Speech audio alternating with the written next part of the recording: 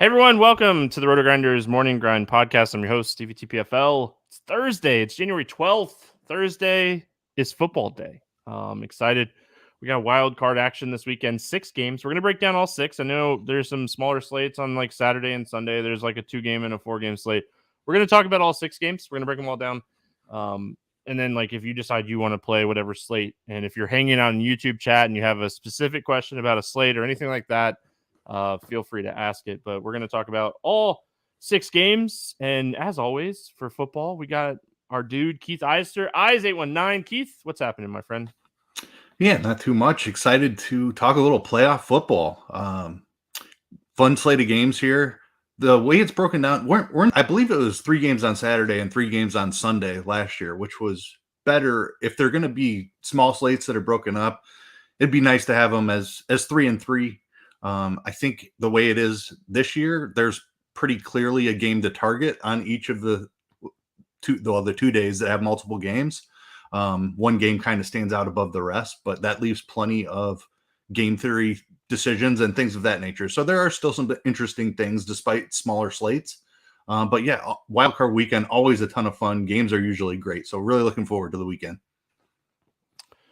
Yeah, I mean, I'm definitely looking forward to the weekend. I told you pre-show, like I'm going to be playing a lot more of the 6-game slate than the 2 and 4 fantasy prop wise. I mean, I'll just kind of spread it out through the 6 games as well. So like, regardless of what you're doing, DFS, sports betting, or anything like that, I like the 6-game option way more.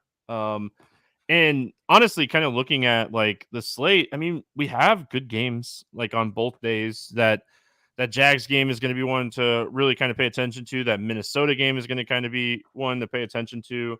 San Francisco against Seattle. So, I mean, overall, slate wise, it's a fun like 6-game slate. So like I just prefer the 6-game slate more than like the 2 and 4. If I play a smaller slate, it'd probably be Sunday. I want more variance, and I just feel like your game theory playing 2-game slates, just like you game theory play showdown slates. So I mean, I want a little bit of roster construction and skill set on the 6-gamer. So I prefer the 6-game slate, but fun games, man. I mean, like the way that some of the stuff turned out last weekend, like we have some fun games this weekend. So I'm really excited for the wild card weekend. Not excited about my Dolphins. We're going to talk about them, but I was going to say, unfortunately, some injuries kind of took even better games away from us. Like that Dolphins Buffalo game would have been really, really fun if Tua was able to make it back. Hopefully he heals up and he's okay. But yeah, and then the Lamar Jackson situation, obviously we'll get into that, but a couple of injuries that are taking away from what's usually one of my favorite weekends of the year, but still some good stuff to talk about for sure. Yeah, I mean, I don't think the Dolphins would have won this game with Tua for what it's worth, but I think it would have been a great game. Yeah. I'm also like, I even tweeted this out earlier this week. I don't think Tua should play again this year. I mean, he's had 3 really, really hard hits. So he's got to, he got to heal up, man. I don't want to see him in his career. I really want him to slide. Like watch Tom Brady and Aaron Rodgers videos slide, man. You are talented. You've proved everybody wrong this year. Like I just want to see him healthy. So I'm glad he's not playing this weekend for what it's worth. Even though I know our best chances with him, I don't think we have a chance with Skylar Thompson. But anyway, let's get into it. Let's have some fun. We got a 6-game slate. If you're hanging out on YouTube, thank you. If you're not, head on over there, subscribe, like the video, comment. I try to reply to comments as much as possible.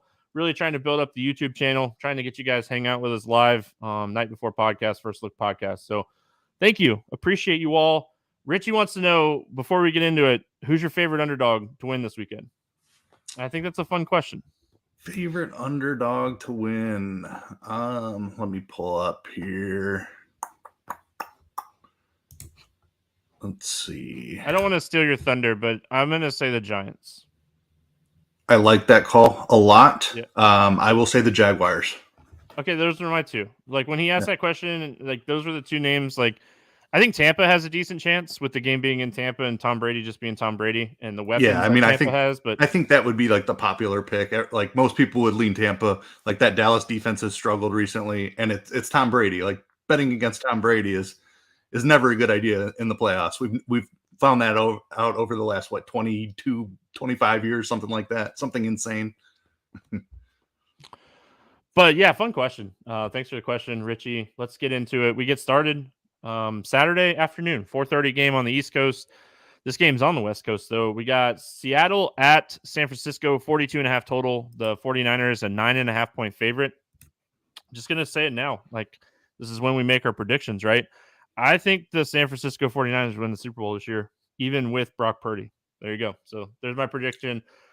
So let's talk Seattle, because that's what we do here. We go with the away team first. What do you like here for Seattle? Yeah, I mean, I agree with that take for what it's worth. San Francisco looks like a phenomenal all-around team. I mean, the quarterback stuff, like they're not a team that relies on the quarterback. So totally agree. Like the addition of Christian McCaffrey just totally completed that team. Tons of talent on the San Francisco side, including their defense, which makes this a really tough spot.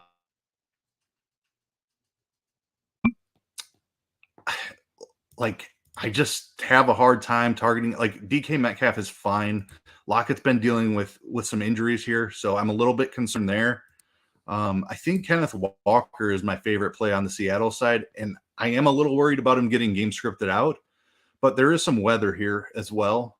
I don't know. I think Seattle tries to run the ball. I don't know that they're going to have much success doing it, but Kenneth Walker is probably my favorite play from Seattle. The tight end situation is interesting too, just because they're both really cheap. Colby Parkinson has kind of found himself a bigger role here. 3, 7, and 4 targets the last 3 weeks. So he's minimum price 2,500. I don't mind some shots on Parkinson. But on the 6-game slate, it's hard to want to get a ton of exposure here to Seattle. I'm with you. I think Seattle wins this one pretty easily. Or I'm sorry, San Francisco wins this one pretty easily. Yeah, I mean, on Seattle, they're gonna have to they're gonna have to attack through the air. You don't run, and I think like Walker is someone that can catch the ball in the backfield to like help his upside. He had 5 targets, 4 catches against San Francisco in Week 15. Like, but for this game to be competitive, you have to move the ball through the air. This run defense is just fantastic. So I think it would be Metcalf or Lockett for me. It's really going to be like ownership driven. If Metcalf is going to be like highly owned with the weather, you mentioned weather. I mean, it's 90% chance of rain throughout this whole game. It's not going to be windy. It's just going to be wet. I mean, keeping everybody in California just in general in my prayers each and every night. Like a lot of weather over there right now. So, I mean, for me, like it's probably Lockett over Metcalf. It just seems like the type of game where short little dinky passes kind of work out. And I think that's kind of where Lockett is going to excel compared to Metcalf. But I mean, Metcalf can break a big long one. Noah Fant, if he's healthy here, again, like little short dinky passes, like safe throws, red zone type of stuff. But if he's out, I mean, Parkinson definitely carved up a role here.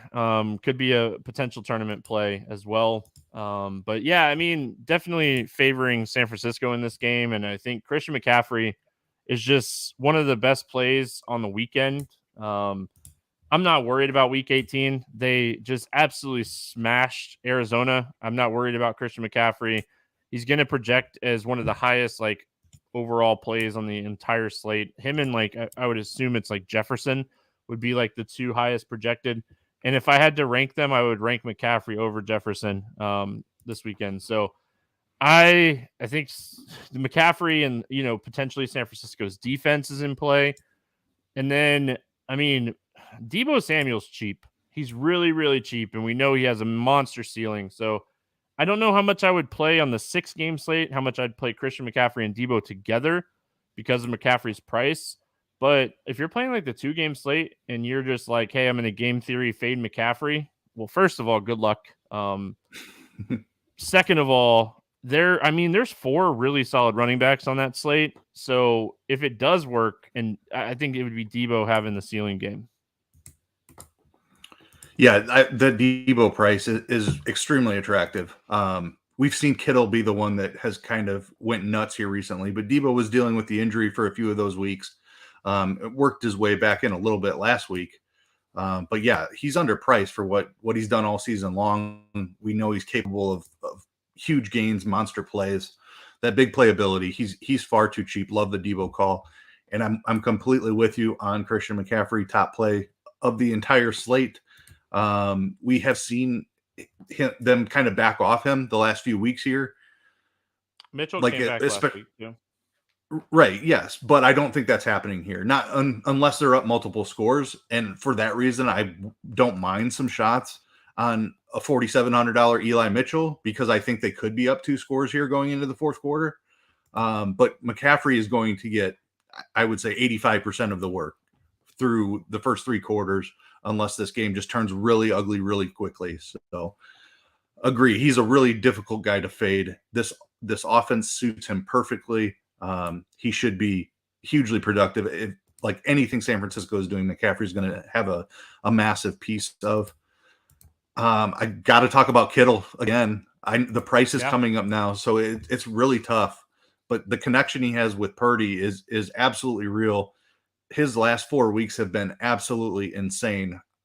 Debo coming back is definitely a hindrance to his ceiling. The 2 touchdowns last week were the only reason he got there. He didn't have a huge role outside of that, just 29 yards. But the 2 touchdowns, like Purdy is clearly looking for him in the red zone, and that's where you can score the fantasy points the quickest. So I don't know how much I'm going to be able to get to Kittle, just because, like, with limited options, it's even harder to pay up. But you can't argue the ceiling. Like, I probably prefer Andrews if we're talking about expensive tight ends, but Kittle, like, man, that, like, his role over the past 4 weeks has been just amazing. I think Andrews, it's so hard for me to play Andrews if we get news. Like, I know what he did last week against Pittsburgh, or like week 17 against Pittsburgh. It's his only good game. I mean, it doesn't sound like Lamar's going to play. Right. So I think I'd rank Hawkinson over both of those guys, and maybe even Schultz over both of those guys, just kind of considering salary. But I mean, raw points wise, I think Kittle and Andrews are in play. I don't think we have a ton of tight end options this week. So, really quick before we move on, do you have any interest in Purdy in this game, or are you going to find quarterback play somewhere else? I mean, on the 2-game slate, sure. I don't think that San Francisco is a team that will keep the pedal down if they get ahead. They would be completely fine just using Eli Mitchell. Yeah, exactly. Like, we've seen that game plan. Like, that's just the script that they use. So I'm very concerned about the ceiling. That said, Purdy has found a ceiling here recently, but it's all through, like, unsustainably efficient touchdown passes. He's had at least 2 touchdown passes in last 7 weeks. Like, could he throw for 3 touchdown passes in this game? Yes. I like the game environment of the next game so much better, just even on the 2-game slate, and then Minnesota, New York as well. If we're talking 6-game slate, there's just better game environments, I think. San Francisco, I like to win this game big, and that hinders Purdy ceiling a little bit for me. Yeah, I mean, I think Purdy is okay. I think he crushes in this game. I think that crushing it, as in, like, he probably throws multiple touchdowns. Like, I don't think people realize, like, his passing rating has been over 110 in 4 of his last 5 games. Granted, some easier matchups defensively, but one of those games was against Seattle. He threw for 217 and 2 touchdowns in that game, 17 fantasy points. That's not bad at 5,300. I just think that on the 6-game slate, even on the 2-game slate, better weather in Jacksonville, 2 potentially bad defenses, and we'll talk about that in a second. But I'm with you. I like the game script more. But again, if you're playing a 2-game slate, where can I kind of be different? A Purdy Christian McCaffrey team, I don't think is the craziest idea. And then that's probably the time that I get like a Debo in like a Christian McCaffrey build. So, all right, moving on. We got Jacksonville the Chargers at Jacksonville. Sorry, just in my head, you just like, hey, Jacksonville, they're going to be on the road.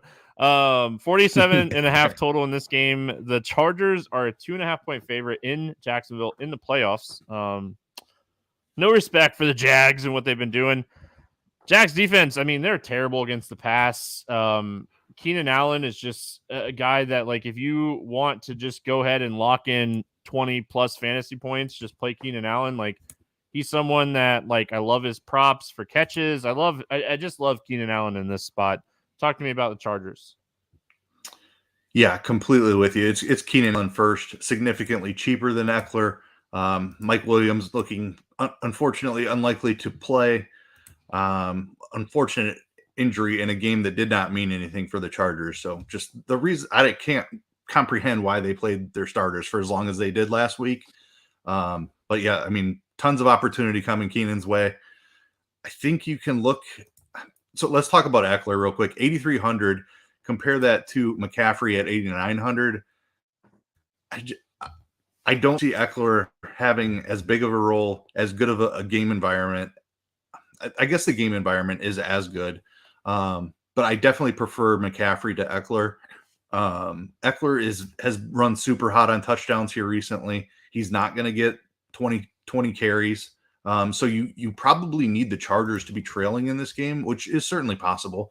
But I think Eckler's upside is higher in a game that they're playing from behind, just from the receptions, as on DraftKings at least. But I do prefer McCaffrey to Eckler. The rest of the receivers, I certainly think you can take a look at Josh Palmer. I don't know if I'm going deeper than that. Gerald Everett is, if I was double stacking Herbert, it would be with Keenan Allen first, and then Palmer and Everett are probably the third piece that I would use in that. Don't know if I'm getting to DeAndre Carter. He didn't quite get there for us last week. We found that incentive, and yeah, he did 43 yards. If he would have found the end zone, it would have been a smash. But he fumbled. He did play a little bit. Yeah, that was not ideal. But yeah, I mean, I'm highly interested in this Chargers passing game. I definitely prefer the passing side over Eckler. Carter, especially when Williams went out, I was like, oh, this, like, the Carter thing might work. Like it might work. And then he fumbled, and I was like, man. But I mean, it's Allen, it's Palmer, and it's Everett for me in the passing game. Eckler does so much that, like, if San Francisco does get out to a big lead early against Seattle, Eckler could outscore Christian McCaffrey in that scenario. Unless Christian McCaffrey has the 2 or 3 touchdowns that put them there. I mean, it's tough, but I think Eckler, I think he's a solid play. Like, I think he's a really good play just because of his potential, in the backfield, catching the ball as well. And this is a funnel defense. Jacksonville wants you to run the ball against them. They're really good against the run. They're really bad against the pass. So that's where Eckler kind of just says, hey, I can catch the ball to the backfield. I can put up 30 plus fantasy points catching the ball out of the backfield. So overall, I love Allen. Allen's going to be my main priority. And Herbert, we didn't talk about Herbert, but Herbert is 6,600 on DraftKings. If you're playing the 4-game slate, Josh Allen, 7,900, $1,300 discount from Allen. I think most weeks Allen outscores Herbert, but I think they're going to rely on Herbert a lot in this game. So yeah, a ton of interest in Herbert. Allen's going to be our number 1 quarterback this week. We'll talk about it. There obviously, if you're playing the pricing game, there's somebody that I love that's cheap this week, and I think everyone can kind of guess who that is. But let's move on. We got Miami at Buffalo, 43.5 total here. Buffalo, a 13.5-point favorite. My poor Dolphins. I mean, Skylar Thompson. The Jags. Oh, yeah, I sure did. And I like only the 6 Jags. games. I think we can cover every Yeah, team. I like the Jags. Listen, I like ETN a lot in this game. The Chargers have really, really struggled against the run this year. I think ETN, being someone that can catch the ball out of the backfield as well, in a game that the Jags kind of needed to control the pace if they want to win this game. So I like ETN a lot. And then, I mean, it's Kirk and Zay Jones, but I mean, again, tight end play is Evan Ingram in big games has showed up. What are your thoughts on the Jags? Yeah, this game environment is amazing, and like no matter, like I think the Jaguars could win, but more than likely they're going to be playing from behind. But they are like being at home. ETN should have a monster role either way. I mean, he doesn't quite have the elite passing game role, but he gets involved enough where he's going to get you 2 or 3 catches. 6,300. Like McCaffrey is the top overall play by a good margin for me, but ETN point per dollar is right up there with him. I love ETN. I'm right there with you. And I'm going to just keep targeting these Jacksonville wide receivers. Zay Jones would be my favorite, just because you get a little savings off of Kirk. He's had a really solid season. He's going to get you 5 to 6 targets. Like Zay Jones at 4,300 is one of my favorite cheap wide receivers on the entire slate. And I love the Ingram call. I know he's disappeared for a couple of weeks here, but the upside is massive. If they do find themselves trailing, and that tends to be when Ingram's had his big games, is when they're playing from behind. But we've seen multiple double-digit target games out of him this season. So certainly needs to be in your pool. Love that Ingram call. They really kind of controlled the Tennessee game last week too. Yep. Ball, like time of ball, time of possession, stuff like that. So time of ball. Oh, but yeah, I mean, I think Kirk is your ceiling guy from the Jags. I think Lawrence is in play for what it's worth at 5,700. Like he is someone that is capable of like 30+ point games, and he had 25 against this team earlier this year. So I think he's definitely playable on the 2-game and on the 6-game slate. So, all right, now we can talk about my poor Dolphins. 43.5 total. Buffalo, big favorite here at minus 13.5. I mean, this is one of the best defenses in the league. We have Skylar Thompson, it sounds like. Tua's out. Bridgewater, it does not sound like he's going to play. And if he does play the defense, because he can barely grip a football. So it sounds like it's going to be Skylar Thompson. We know like Tyreek is just capable of doing it with anybody at quarterback. But, I mean, like, to be fair, he does have a little bit of a discount for Jefferson, but in no way in my right mind can I pay $500 less for Hill than Jefferson on this slate. I'm struggling to have any interest in the Dolphins, knowing that they're going to be trailing, knowing that they're going to be throwing a lot. I mean, if Waddle's out, I think that, Shearfield at $3K minimum salary is going to be the guy that gets some snaps. But I mean, yeah, I struggle here with Miami. Yeah, I struggle as well. The Tyreek thing, I totally agree with you. Like, I'm just going to find a way to get up to Jefferson. He's in so much better of a spot. And Stephon Diggs on the other side of this game is cheaper than Tyreek Hill. So paying for Tyreek, like the ownership is probably going to be extremely low. Like if you think he can outscore Jefferson in this spot, I certainly wouldn't try to talk you out of it. Just don't see myself getting there a lot. Waddle should be good to go, I think, right? That's kind of been the reports. I'm pretty sure I read that he was expected to play, but Raheem Mostert is the one that's significantly in doubt. He has a broken thumb, so I don't think Mostert is playing. Jeff Wilson's 5,400. I think Wilson is going to pop as a value here. Obviously, the game script isn't going to be ideal, but he does get some passing game work. I think you need the passing game work for him to pay off the salary or him to find the end zone. But Wilson at 5,400 is certainly in play. I don't think they would use Ahmed as a passing role. You know the team a little bit better than I do. Maybe Ahmed at 4K if he has the passing game role, but I feel like Jeff Wilson would just have the passing game role as well. Wilson's going to have first crack at it. No doubt about it. Yeah, I mean, Mozart, I listen, everything I've read, he's not playing this weekend. So right. I think Wilson is a fantastic tournament play.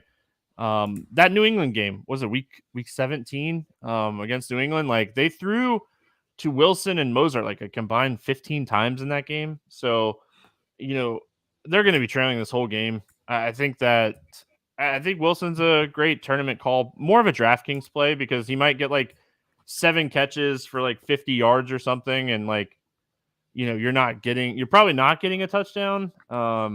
But I mean, anything can happen. I think that Ahmed, if you just want to be different, the dude is fast and he is someone that can make a play. So at 4K, I don't hate it, but I would much rather have Wilson.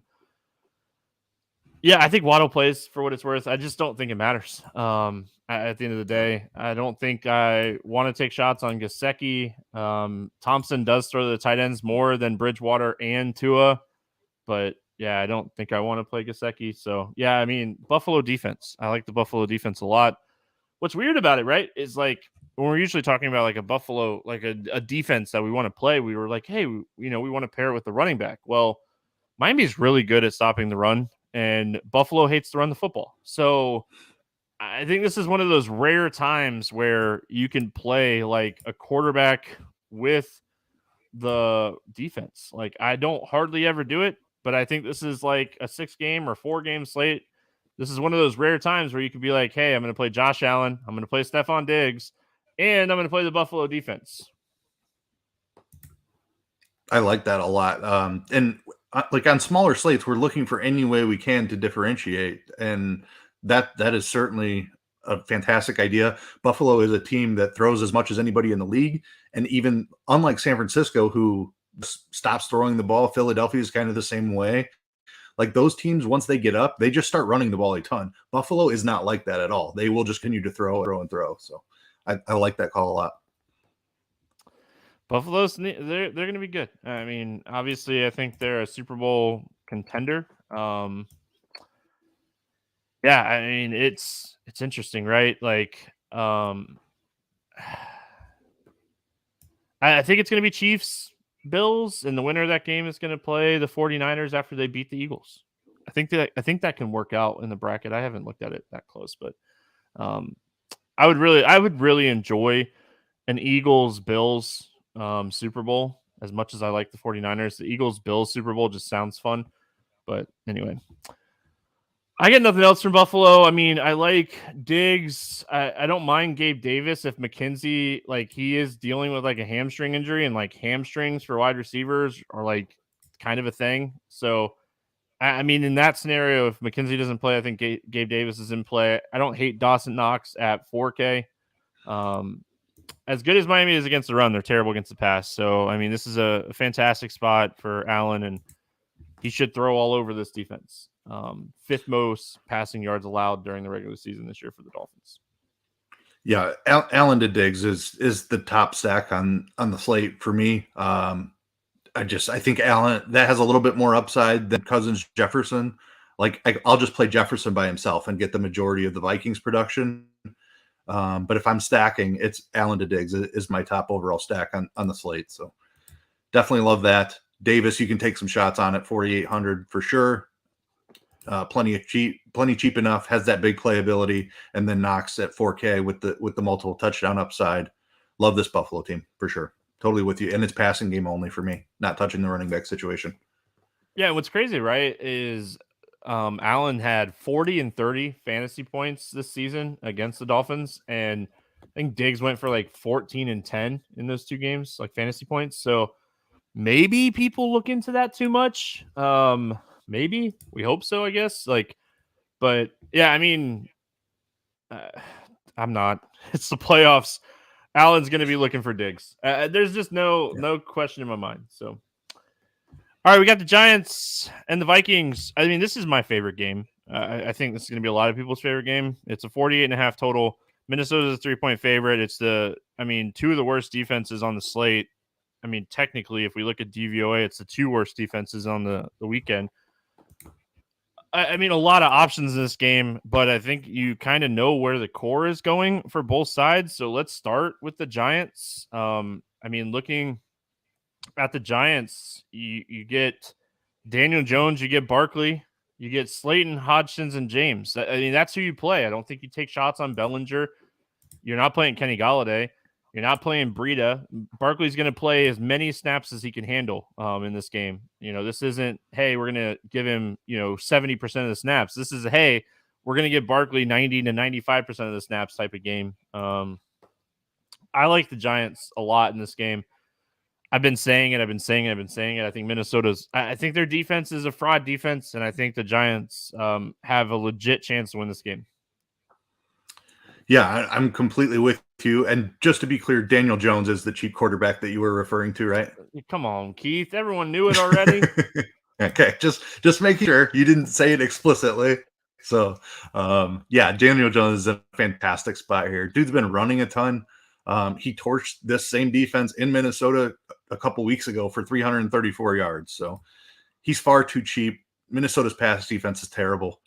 The wide receivers are all way underpriced. Like, this game has shootout potential written all over it. It's in the dome. You don't have to be concerned about weather whatsoever. I like this. You can't ask for a better game environment here. Slayton, Hodgins, James are all interesting, all right around 4K.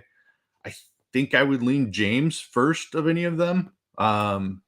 Just feel like the volume's going to be there for him. I like Slayton and Hodgins are going to be a big part of my construction as well. Like I probably don't build a lineup without at least one Giants wide receiver, just because they're all so fairly priced in the dome, and the best game environment of the weekend. So completely with you on the Giants passing stuff. Barkley is an interesting conversation. Like we've talked about McCaffrey, who we love. Eckler versus Barkley is interesting. I think I lean Barkley on that. It's really close though. Barkley just has a little bit better role. He's going to see all the work, like you mentioned. Like we could see 90% plus of the work for Barkley in this spot. So, and he's a little bit cheaper than Eckler too. Given the choice, Eckler versus Barkley, I would go Barkley. I mean, there's an argument to be made that you could play Barkley point per dollar over Christian McCaffrey on the slate. I mean, I still think I'd rank it Christian McCaffrey then Barkley, but agree. I think Saquon's a fantastic play. Daniel Jones is just so cheap that you can play Saquon with Daniel Jones, pick James or Hodgins, and have your 3-man Giants stack and like run it back with like a Jefferson and just hope that like if you really wanted to, you could run it back with Jefferson and Hawkinson. If you think this is going to be the game, if you think this is the game that's just going to excel as far as offense, and I do, I really do. You look at some of these other games and like the Jags game has a ton of potential. San Francisco is going to be wet. San Francisco is a much better team than Seattle. Buffalo is a much better team than Miami. Baltimore is likely not going to have Lamar, and Dallas, Tampa is two really solid defenses. So like if I'm really looking for that explosive game, and I'm looking to stack a game, it's this one. There's no question in my mind. I'm going to be stacking this game and the Jags game a lot because I think those are the two games that have the most potential to blow up on this slate. Yeah, I mean, James Hodgins over. I think it's both of those guys right now. They're both over Slayton for me, just kind of looking at like the last few weeks, but I love this spot for Saquon. I mean, these two teams just played in week 16, and he had 8 catches. He had 14 carries. He had 27 fantasy points with only 1 touchdown. So the upside's massive. It's just massive. So in a close game, in a game that matters so much, they're going to get this guy the ball. He's going to touch the ball 20 to 25 times in this game. So Christian McCaffrey type workload, and McCaffrey has Mitchell behind him. Barkley has nobody. Like, he has nobody behind him. Matt Breida has played a little bit recently. This game matters. The Giants said, hey, we're going to give our guys a break. They've earned it, and we're going to come out and we're going to beat Minnesota in the first round in the wild card. So let's go to Minnesota. I mean, here's the argument on the other side, right? Is the Giants defense is terrible. They can't stop the run whatsoever. They're 32nd in DVOA. Dalvin Cook could just absolutely crush in this game if they give him the ball. That's been the thing, though. They haven't given him the football this year. He averaged 4.6 yards per carry against the Giants in week 16 and touched the ball 14 times. His ceiling has been so limited this year. Jefferson and Hawkinson have not. Kirk Cousins, I mean, stacking this game on the other side of this game, getting some Cousins. Minnesota didn't play their guys last week a lot. Like, I love the passing game here. I could see getting contrarian with Dalvin Cook just smashing because the spot is so good. It's just, they really just haven't. I mean, what, 1, 2, 3 times this year have they said, hey, we're going to give Dalvin Cook 20 carries? 5 times this year. And 4 of those have been exactly 20 carries. Yeah, I agree with the Dalvin Cook stuff. Like, I want to like him in the spot. It's a great spot for him, but the workload just has not been there. Again, like I think he might be a guy you want the Vikings to be trailing to play. Like you play Cook in a Cousins stack, I think, because they're not going to use him to grind out the clock if they're ahead. Ultimately, Jefferson is the play by a mile. Minnesota, he's one of the best plays of the slate, like you mentioned, right up there with McCaffrey. Absolutely love Justin Jefferson in this spot. I'm struggling with Cook. I don't necessarily want to play Madison either. Just hoping for, if I was going to do that, I'd probably play Madison with the Vikings D, and just hope that the Vikings got up to a big lead and slowed this game down way more than we think it's going to be. But if I'm stacking up the game, it's Jefferson all the way. I'm not going to build a lineup without him probably. Love Hawkinson as well. The role's been phenomenal since coming from Minnesota. And he's taken away from Thielen, so it's tough to play Thielen. Like the price is way down. He has touchdown upside still, but it's just really tough for him to get there with Hawkinson kind of taking away the shorter stuff from him. I think I would play Osborne over Thielen. We saw him be the one that popped off last week. I don't expect him to have that kind of a role. Like you mentioned, they were kind of half resting guys, half not last week. But Osborne's in play for me. He had another couple of big games earlier this year. So just because of the short slate, I think there's a little ceiling there. But yeah, Jefferson, that's the guy. I mean, I said it in week 16 when we did the podcast. I said Hawkinson's my top tight end play, and he just absolutely smashed the Giants. He had 16 targets for 13 catches and 2 touchdowns. I don't expect that to happen again, but I also don't think they can stop him. I mean, if they're going to feed him the ball, I think he's going to do well. I'm with you on Thielen. Like, depending on how many teams I play, I don't know if I'll play like 5 or 20. If I play 20, I probably get a little exposure to Thielen. If I play like 5 to 10, I don't know if I get Thielen.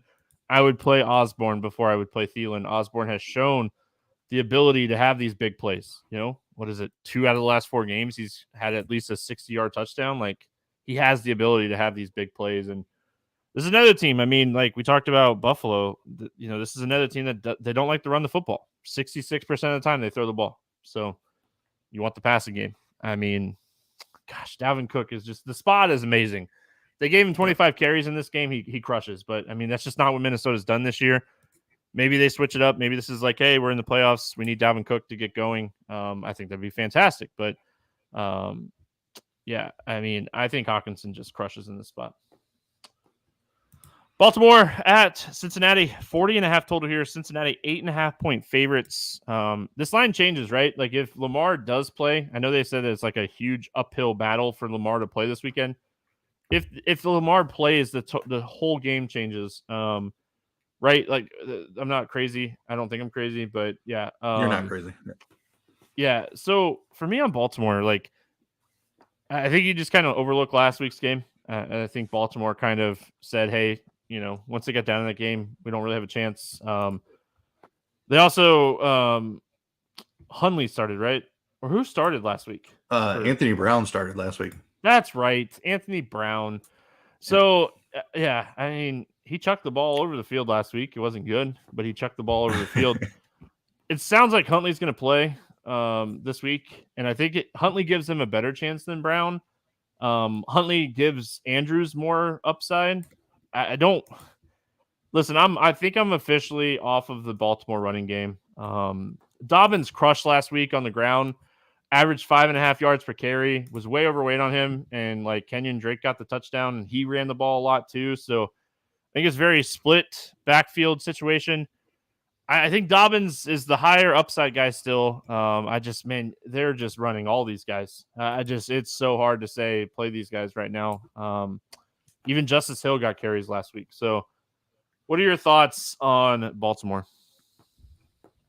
Yeah, tough spot for Baltimore without Lamar Jackson. If Jackson is in, it's a completely different conversation. Agree that Huntley makes me slightly more interested, but it's still lukewarm interest if it's Huntley over Brown. I think Andrews is a first look just because he has like the ability to create mismatches and get open, and it's not going to be deep down the field targets. Like even backup quarterbacks can make those throws. So I don't love the price on Andrews, but I think he is their best chance to move the ball. Don't mind shots on Likely, another talented tight end, and he's cheap at 300. Probably only use him in a run back of a Cincinnati stack. Not touching the wide receivers, like they're just not playing wide receivers with the backup quarterbacks. They're running 2 and 3 tight end sets. They're running the ball a ton until they get down, and then they're just hoping that they can find something, and they haven't really been able to. So it's the tight ends I'm really most looking at to run back Cincinnati stacks. Andrews and Likely. You could, like, Josh Oliver has been seeing the field too. He's minimum price. I would play Josh Oliver before I touched a wide receiver. The running back situation, kind of agree. I think Dobbins is in play. He has the most upside. I'm with you there. But it's tough. He's 5,700. It's like if he was 5K, I'd have more interest. I'm not sure what 5,700 gets compared to some of the other stuff. Like ETN was in that. ETN is 600 more. So I'll just find a way to get up to ETN more than likely. Yeah, that's about it. Lukewarm interest in Baltimore tight ends if I have to. All right, let's talk about Cincinnati. I think Burrow is an option this week. He's not my favorite play, but I think he's an option. He's 6,900. I prefer like the cheaper guys, but I also think like this is a game that he could throw the ball 40 plus times and Mixon, tough spot. Baltimore is really good at stopping the run. I think they're 7th in DVOA, third fewest rushing yards at like 92 rushing yards per game. So very lukewarm on Mixon. He is someone that could just do it, with goal line carries and through the passing game. So I think like if you're playing on DK, you have interest in him because of his passing game workload. But yeah, for me, it's Jamar Chase. I think Jamar Chase is a fantastic play. Higgins missed practice Wednesday. I think it was illness. He should play. Tyler Boyd's 4K. I can't tell you the last time I had interest in like a Cincinnati tight end, but Hayden Hurst is back and he's 3,100. I think he's someone that you could chase touchdowns with, maybe more on like a FanDuel than DraftKings. But what are your thoughts here on Cincinnati? Yeah, I'll have some Cincinnati exposure. I certainly like the New York Minnesota game and the Chargers Jacksonville game as far as game environments. Baltimore's defense has been really good for the second half of the season. Ever since they added Roquan Smith, like they've been a really stout defense after struggling to begin the year, kind of. So this is not the easiest matchup, and I'm a little concerned about the ceiling here. I also am concerned that Baltimore doesn't push back enough if Jackson is not in, which limits the ceiling of Cincinnati as well. So it's Chase, and you play him for just he can pop off for a monster game against anybody. Take a long one to the house, catch another touchdown. Like he certainly has that ability. Like I don't mind a Burrow stack, but I definitely won't do it as much as like Herbert. I would prefer to stack. I think even Trevor Lawrence I would go to first, and I have more interest in the game environment in the next game if I'm trying to go way off the board, I think.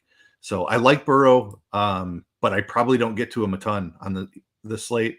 I'll have some Jamar Chase, and I do like the Hayden Hurst call, especially FanDuel.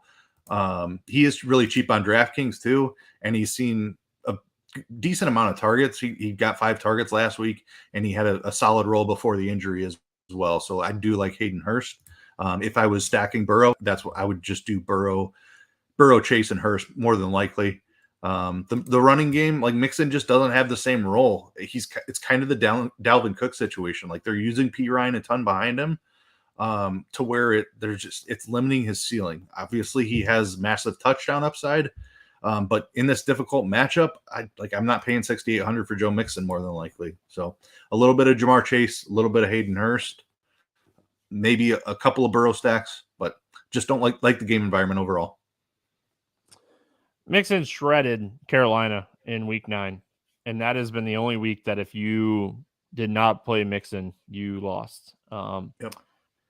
So, the price is fair. The pass work.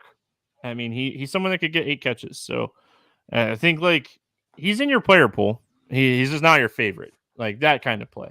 So, All right, to finish it out, we got Dallas at Tampa Bay, 45.5 total here. Dallas, 2.5-point favorites. Two really solid defenses, both inside the top 15. Yeah, just overall, and both inside the top 15 against pass run. So we'll go Dallas first, like we normally do.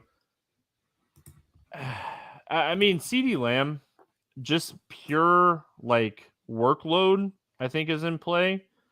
And I think that like this is a spot like Schultz could be really good. The running back situation is really interesting. Is this the spot we just see like Dallas say, "Hey, Pollard, you're better. You're going to play?" Or do we continue to see this like 60-40, 50-50 type of role where Zeke just scores touchdowns type of thing? I think the running back situation is really, really interesting. But, I mean, volume-wise, CeeDee Lamb, Dalton Schultz in a game that, Dak is going to be throwing to those guys a lot are very much in play. Dak's borderline for me. If you're playing, like, we're going to see a big 2-game slate, too, for Sunday night because, I mean, fantasy sites are going to roll out big game 2-game slates to finish out Sunday. So, I mean, like, maybe on that 2-gamer, you play Dak, but I don't know how much I get Dak on like a 6 or even the 4-game slate, but pairing him with CD and Schultz and just trying to get all the production in the passing game, I think is okay. Yeah, I like CeeDee Lamb a good amount. I think he's one of the best overall plays on the slate. Like he's still behind Jefferson. I'd put him behind Diggs, but after that, I think he's right there in the conversation. Just because up has been so bad, T.Y. Hilton has been playing a little bit here recently. Maybe we see them extend him a little bit. I checked a little last week. I probably go back to that honestly. I just think T.Y. Hilton still has a little bit of juice left. Playoff game. There's nothing like they're not saving him for. They got him for these playoffs. That's exactly why he's in the room. So Hilton at 3,200. I don't mind that. Gallup is so cheap, but like he just has not done anything for such a long time. It's difficult, and part of that is because of the play of Dak. Like Dak's throwing a ton of picks. He just hasn't been as accurate. It's been a really rough year for Dak Prescott. So I kind of agree. Like I'm not playing Dak, but I am playing some because of the massive role that he has, huge volume, big playability, everything you're looking for. 7,700, I think, is a very fair price.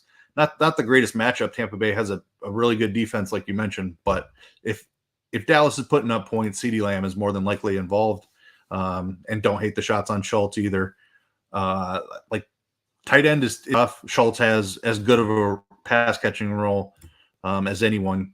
9 targets and 10 targets the last 2 weeks. So big time role for Schultz. 4,300, fair price for him. But CeeDee Lamb, the real play of the game. And just to touch on the running back situation a little bit, I won't play Zeke because I don't think that running the ball is the way that they're going to have success in this game. Maybe he falls into the end zone twice from 2 yards out, like we've seen Jamal Williams do a bunch of times. And Zeke himself has done that all season long. But that's really the only way Zeke gets there. I don't mind Pollard. I think you like if that, like I'll play Pollard, and if I'm stacking Dak, I think you play Pollard that way. But it's the passing game role for Pollard that I would have interest in. One more name. I'm gonna throw one more name out there. Just one more. He's 3,200, and it's T.Y. Hilton. Like he's just so cheap that if he gets in the end zone, he's a huge game changer. Like I don't think he gets like 10 targets. I'm not saying that. I think he gets like 3 to 5 targets. If he gets in the end zone, we know that T.Y. is someone that can break a long one. If he gets in the end zone, he is 3,200. There's so many expensive plays that we like on this slate. We have some value with the Giants receivers. They're going to be popular. I will have a little bit of T.Y. Hilton, knowing that I'm probably lighting money on fire. But I don't think it's crazy. All you need is a touchdown. All you need is a touchdown. Yes, I know the odds of a touchdown for T.Y. Hilton are probably slim, but listen, I mean, I was on Team Noah Brown, and then T.Y. Hilton has showed up, and it's been like, all right, they getting him, and like he's not going to be out there the whole game. When they're running the ball, T.Y. Hilton is chilling, man. I'm old. I'm not playing. You put me on the field when it's time to throw the ball. I'll go out there and catch one for you. All right. They're going to have to throw it all game, though. That's the thing. Yeah. Like, let's talk Tampa. Let's talk Tampa. Oh, man. Hey, I like Gronk. Oh, wait. Got to remember what year it is. Gosh, like this is like the time that like you're like, hey, I like Gronk. Tight end is just such a mess right now with Tampa Bay. I mean, I know that Kyle Rudolph got hurt last week, but Otten's getting targets. Braid's out there as well.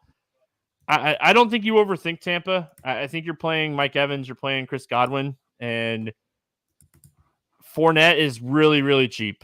I hate the spot, but he's really, really cheap. Like, is this a spot that he, gets that like 6 to 10 target game? He's healthy. He's ready to go.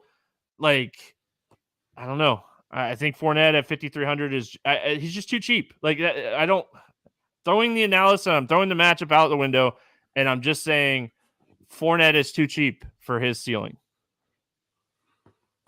So I hinted at it a little bit earlier. Like, if I'm trying to get different on this slate, I love Tampa Bay onslaughts. I could see them getting there two ways.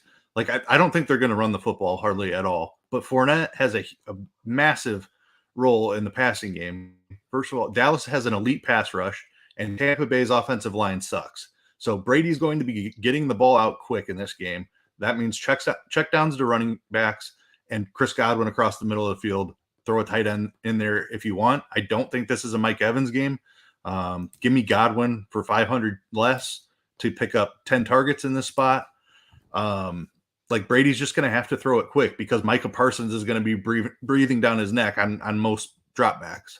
Fournette at 5,300, I think I prefer him over White. I think White's the more talented guy, but I think they trust Fournette more. We've seen this in the past where Tampa Bay, it's been Ronald Jones previously. Like, they'll split carries all year long, and then the playoffs come, and it's like 80% Leonard Fournette. I could absolutely see that again in this spot. So love the Fournette call. I'll use Tom Brady. I think he's a fantastic pivot off of Daniel Jones. I think he could throw for 300 yards in this spot. I'll have some Evans, but I'll have far more Chris Godwin, and I'll dabble with some Kate Otten as well. This isn't a game that I think I get past Godwin or Evans. I don't think this is a game I get like Russell Gage. Listen, I got my Russell Gage touchdown last week, and you nailed Madison. Deion Jackson. Listen, we should have started the show with this. What's up? Where's everybody at? Deion Jackson. He's like 8% owned. I like 25%. Zach Moss, you mean? Zach Moss. I played them together on one team. Oh my gosh, I did. I did. I ended up with a lot of Zach Moss. For what it's worth, I ended up with a lot of Zach Moss. Yeah. I think I was like 45%. So I did make one team that had both of them. It still didn't cash with that team. So like, there's a lot of duds last week, and it always happens in week 18 or last week of the season. But yeah, it was a lot of fun anyway. But listen, I had to give my Deion Jackson love out there. All right. Like, he did his thing. He did exactly what I was hoping for. Anyway. All right. We're going to play the morning grind game, and then we'll get out of here. Thanks, everyone, for hanging out with us. I know you guys are used to like 2-hour football podcasts. That's what happens when the slates are much smaller.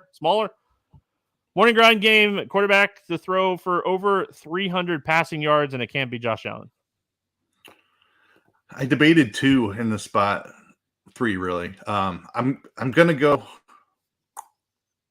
Yeah, I thought about changing it. Justin Herbert is the clear answer. Great matchup against Jacksonville. He's got the best chance to do it outside of Allen. I like it. I'm gonna go Tom Brady. I was debating that.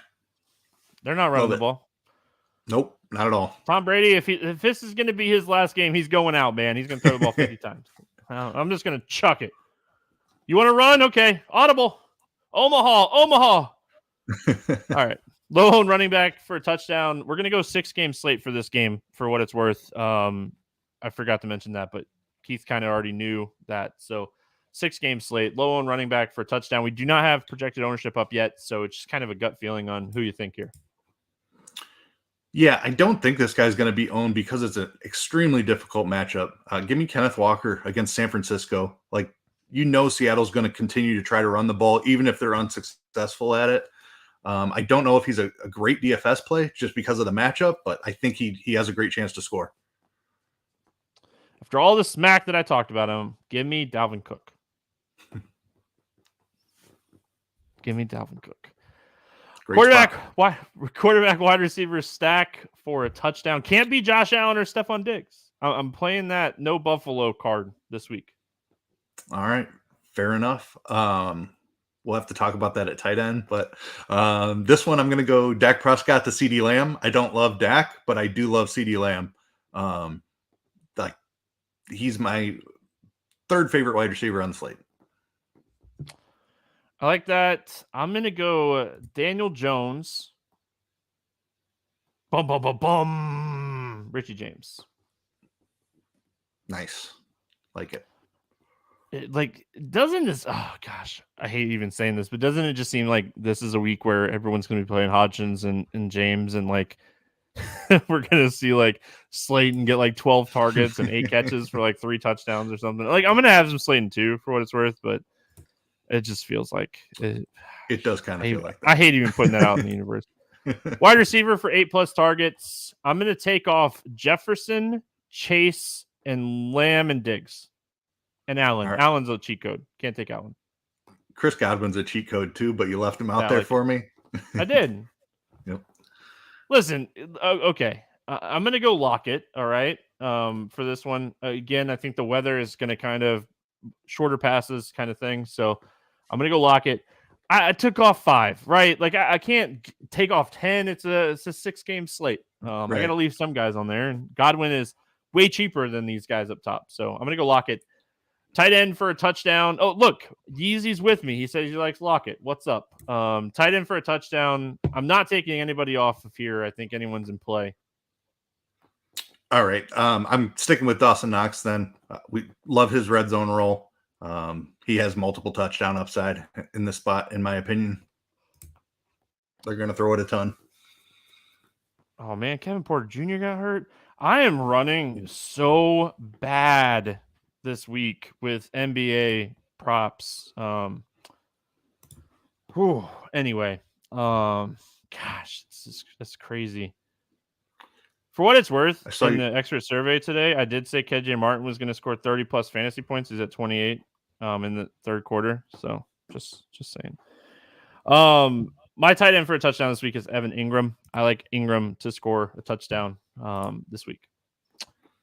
All right, let's get to the betting side of this one. Favorite money line or against the spread pick this week? I like the couple of the underdogs that we talked about, but I also like Dallas -2.5. Betting against Tom Brady is not a fun proposition in the playoffs, but Dallas is so much better of a team than Tampa Bay is. I don't know. It's a little bit scary betting a short road favorite in the playoffs, but I feel like Dallas should get the job done here. They're just a lot better of a team. My thing is, like, is this going to be one of those spots where, like, does Dak show up? I mean, he just disappears from games so much, and, like, who knows? Very talented team. They should be Tampa. But, I mean, you think about it, Tampa's a really solid team, too. And Tom Brady, like, one of the best quarterbacks we'll ever see in our generation anyway, like just crush. But I'm going to go Giants money line. I'm not even taking the points. I think the Giants beat the Vikings this week. So I'm going to go Giants money line. Favorite over under. What do you got? I like Dallas Tampa over 45.5. 2 really good defenses, but the Dallas secondary is beat up. Tom Brady is going to be able to get the ball out quick like he's had to do all season long. I mentioned I like Dallas to win the game, but I like Tom Brady to be able to keep up and completely push Dallas the entire game as well. So give me over 45.5, Dallas Tampa Bay. I like it. I am going to go under in the San Francisco game, 42.5. Really crappy weather. San Francisco is not a team that keeps the gas pedal on. They won't throw a ton once they get up. They're going to run the ball as much as they possibly can with the lead, especially in the wet. So I'm going to go under 42.5 for this one. Player prop. We had a couple. There's some stuff out. Anything that's standing out to you here? Let's see here. I was looking at one earlier. Now I'm losing what I had. Does Leonard Fournette have a receiving prop up yet? He does. Leonard Fournette over. It's 25.5 at PointsBet. It's 27.5 on FanDuel. I'll take that since it's available everywhere. PointsBet not necessarily, but Leonard Fournette over 27.5 receiving yards. I like it. The one I like is Barkley over 99.5 receiving and rushing yards. I like Saquon a lot this week, so that's the one that I had. Sleeper. Let's do our sleeper 2 pick. Listen, we have some ground to make up. NBA back-to-back nights with injuries on the morning grind game sleeper pick. So Keith, we have some work to do here. We gotta make some ground up. Luckily, it's a 3x if you hit, so we can kind of get back to even for the week. I don't remember if we did one Monday. What do you like here for sleeper this week? I did not have one prepared here. Is the Fournette one on there? I'll stick Tampa with Bay that. Fournette's receiving yards. Yep. It's 28.5. Yep, I'm fine with that if you want to just stick with that one. All right, we'll do that one. Oh, you're good. Oh man, I was hoping they took it off the board. Hold on, I got to find one now. For what it's worth, I like Daniel Jones over 239.5 passing yards, but it looks like it's off the board. So, first of all, if you're on Sleeper, they have a promo going right now. Herbert only has to throw for over a half a yard. So they're running a special promo right now. So if you haven't checked them out, head on over there, check them out. Yeah, I like that a lot, obviously. So we're gonna do it here. We're gonna go 10x, or let's go 5x. We'll go 5x. Barkley over the rushing receiving 99.5. Fournette over 28.5 receiving yards. Morning grind. Herbert over half a passing yard. And then my sleeper morning grind pick is Christian Kirk over 57.5 receiving yards. Like that one a lot. So I'm going to lock this in for a classic where we need to hit 4 of 4 for 5x or 1.5 times our money if we hit 3 out of 4. So you can only do this for what it's worth. You can only do this for $20 with Herbert. So you might want to add like a 5th person in for your Herbert prop. But we're going to lock this in for now with our morning grind game. Hopefully we can finish the football season off pretty strong here. Keith, any final thoughts before you get out of here? Should be a really fun weekend. Lots of exciting games. I don't believe I have anything else. Good breaking it down with you. Yeah, man. We'll be back next week. We're going to talk football next week. I think if I remember correctly, it's a small basketball slate again. We'll talk some football. I got Keith on the schedule again. So yeah, hope everyone has a fantastic weekend. This is going to be a really fun game to watch games outside of like the Dolphins game. Potentially the Cincinnati game. So luckily the Cincinnati game, the Tampa game will be going as well. Yeah, man, Kevin Porter Jr. Last night it was it? No. Yeah, was Jared it Allen last night? Yeah, it was. Yeah. Gosh, Allen last night was painful, man. I had 1 4 for 4 and 2 5 for 5s that got crushed by Allen. It was a 20x night. So, oh well. Brutal. Hope everyone has a fantastic Thursday. Have a fantastic weekend. We'll be back tomorrow talking NBA. We'll see you then.